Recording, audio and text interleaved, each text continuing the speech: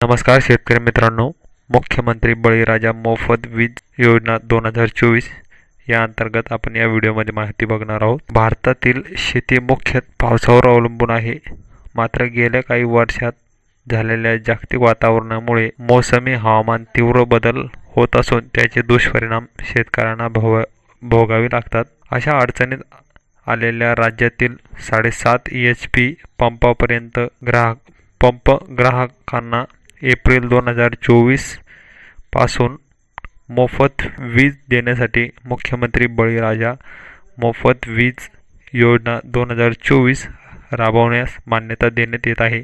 योजनेचा कालावधी सदर योजना 5 वर्षासाठी एप्रिल 2024 ते मार्च 2029 पर्यंत राबवण्यात मान्यता दिलेली आहे।